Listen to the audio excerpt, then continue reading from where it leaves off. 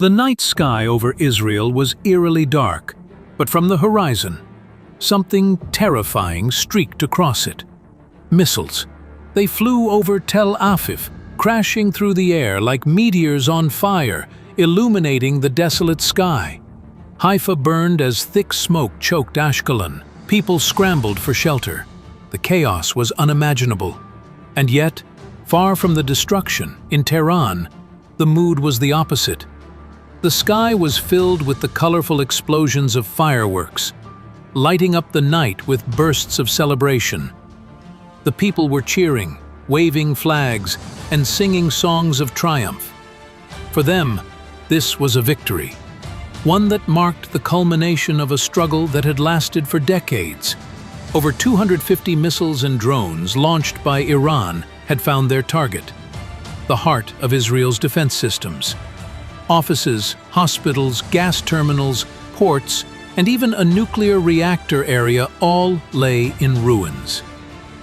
Meanwhile, in Tehran, the streets were filled with crowds celebrating the success of what they called the strike that broke Israel's dominance.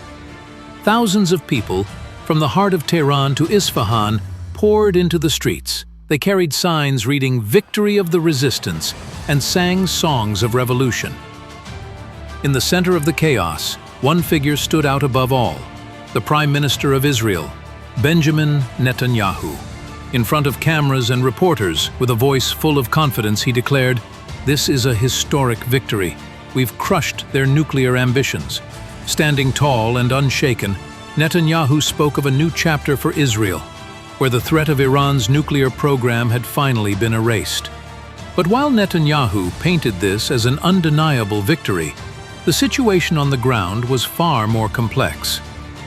It was June 25, 2025, just one day after Netanyahu's triumphant speech. A ceasefire between Iran and Israel was officially declared, but the narrative around it could not have been more different depending on where you were. In Tehran, the people were still celebrating. For them, this wasn't just a military strike. It was a symbol of resistance. They had taken on a giant, and though their cities had been ravaged by bombs, their spirits were soaring. They celebrated what they saw as a symbolic victory over Israel and the US. The war wasn't over for them. In fact, it had transformed into a war of perception, where the streets of Tehran were filled with people waving banners that read, "Victory of the Resistance." From Qom Square to Isfahan, people filled the streets, waving flags, singing patriotic songs, and lighting fireworks. They carried images of Ayatollah Ali Khamenei and the fallen commander of the Revolutionary Guard, who had been killed in an Israeli airstrike. State-run media like IRNA broadcast footage of successful missile launches, calling it a strategic victory for Iran and a restoration of national pride after years of economic sanctions. Meanwhile, in Jerusalem, Netanyahu was making a very different claim. Standing before the cameras, he spoke as if the conflict was over, the threat of Iran obliterated, and Israel emerged unscathed. "We have sent their nuclear program to the depths of the earth. Anyone who dares to rise again will be destroyed," he said, with a firm resolve. His words were backed by a claim of support from the US, particularly with airstrikes against Iranian nuclear facilities in Fordow and Isfahan, which Netanyahu described as a crucial turning point. He called President Donald Trump Israel's best friend and claimed that this was the result of a shared diplomatic and military campaign. But when we look closer, the reality wasn't as clear-cut as the rhetoric suggested. Iran's retaliatory missile strikes had left their mark. More than 30 missiles breached Israel's defense systems, striking not only military targets but also civilian ones. Cities like Beersheba, Haifa, and Tel Aviv were hit hard. The damage was severe, and the economic and infrastructure losses were measured in billions of dollars. On the other side, Netanyahu's claims of total destruction of Iran's nuclear capabilities were far from the truth. US intelligence reports revealed that, while the airstrikes had caused significant delays in Iran's nuclear ambitions, they hadn't eradicated the program. Some underground facilities were still operational. In short, the missile strikes had bought time, but the overall threat was far from over. Yet both sides continued to push their narratives.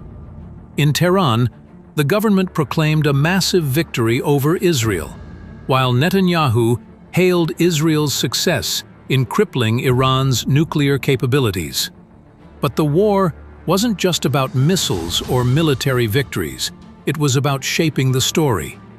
The reality is that this war wasn't just a battle between two armies, it was a battle between two narratives, each designed to rally the people and the world. While one side celebrated in the streets, the other used the rhetoric of victory to fuel political momentum. Back in Iran, there were moments of celebration, but there were also hard truths. Power outages plagued several cities, hospitals were overwhelmed, thousands of families had lost their homes in the airstrikes that had devastated their cities. Iran was far from untouched by this conflict, but their narrative was strong. This was the resistance's victory. On the Israeli side, Netanyahu used the war's outcome to shift focus away from other political challenges. He had weathered protests and domestic instability, but this victory gave him a moment to rally public support. Surveys showed an immediate spike in support for his Likud party, a party that had been struggling politically before the war. But in the end, the real question remained: who truly won this war? Though the war had officially ended, the violence was far from over. US and Israeli naval forces continued to patrol the Red Sea. Military drones hovered above Iraq, Lebanon, and Syria. The radar systems were still on full alert, ready to respond to any sudden escalation. Despite the ceasefire, it was clear that the tensions remained high.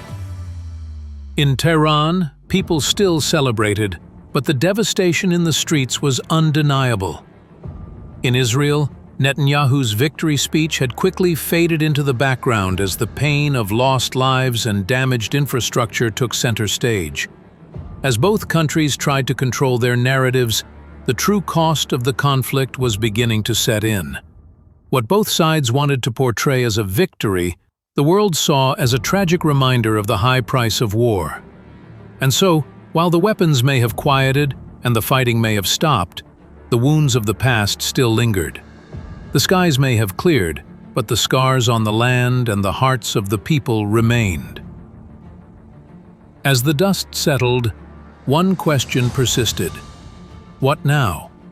While Israel and Iran may have called this a victory, the people on the ground were left to pick up the pieces of their shattered lives. The world watched as two nations that had been locked in a battle for decades now faced the painful aftermath of their actions. Perhaps this moment marks the end of one chapter and the beginning of another.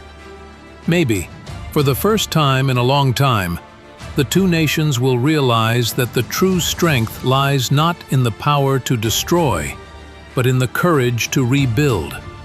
The war may have stopped, but the true battle of understanding, of reconciliation, and of finding a way forward has only just begun.